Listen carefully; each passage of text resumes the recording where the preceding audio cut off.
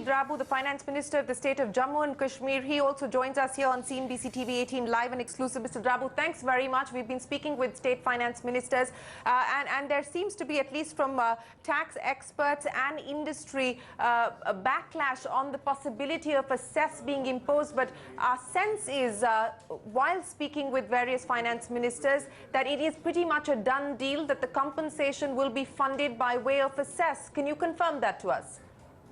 Yes, I mean, the estimates that were given that the need for compensation is about 50,000 crores.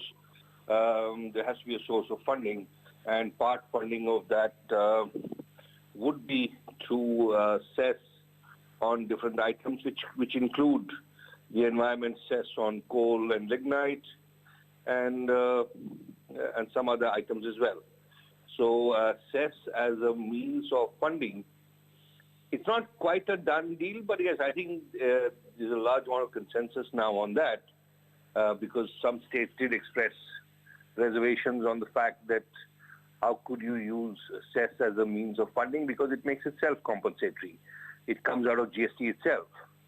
And an implication of the fact that you're trying to fund it through cess is that the rates will rise. So the expectation by and large had been that this would come out of the Consolidated Fund of India, as it had happened in the case of VAT. But given the magnitudes are large, it doesn't seem to be possible for the Government of India to fund it through the Consolidated Fund from their own resources. Mr. Drabu, let's just go over the maths, and this is something that our experts have also been raising questions on.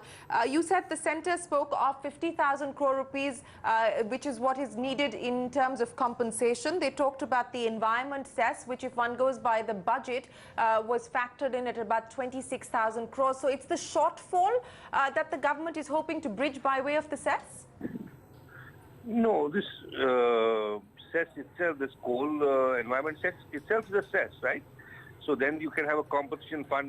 Will be, yeah, so the cess revenue will get into the compensation fund now, and you could impose cess on some other luxury goods. You could impose it on other items as well.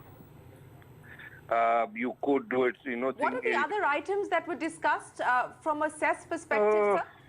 I mean, tobacco and alcohol is the... Okay. Aerated water, luxury motor vehicles, you know, you can have tobacco.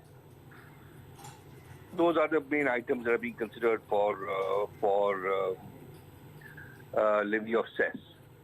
It's not about so much what you levy it on. I mean, partly yes, to some extent that is there, but it's also that as a matter of principle, you want to use cess as a mode of funding compensation, because this cess is already being levied in some cases by states. So why do you want to take it away from them and give their money to them? So to say, taking it from one hand and giving it to the other. But I think we are getting down to a consensus because there are not too many sources of funding this.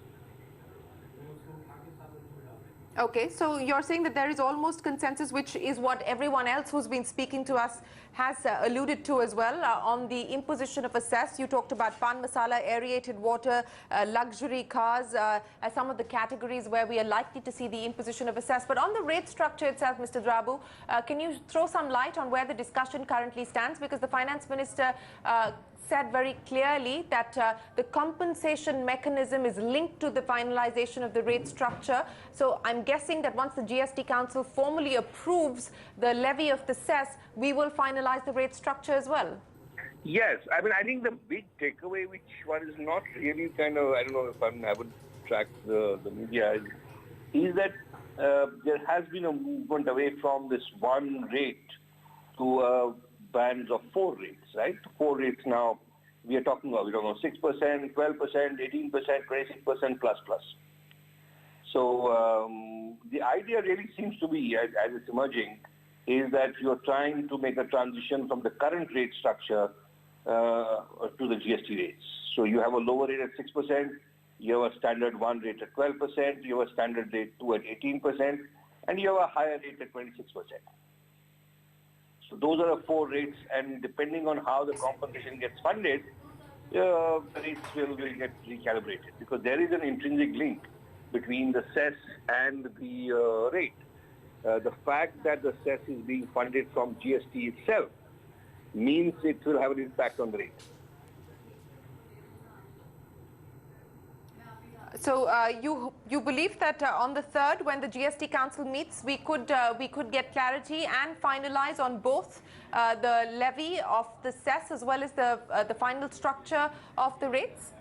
Yes, I think so. And in fact, I think it's important to point out that the whole sense of the House or the tonality of the debates is very, very interesting and non-acrimonious.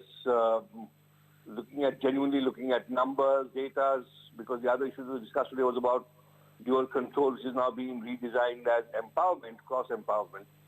How many traders will get covered and so on and so forth.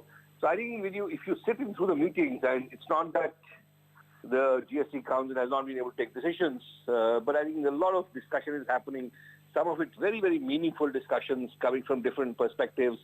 Different states have different, designs, economic structures, trade brackets. So to put together 30 states into one format, uniform, and it needs to be appreciated that every single decision taken so far has been with consensus. There's been no dissent, so to say. It's quite interesting to see how consensus is emerging.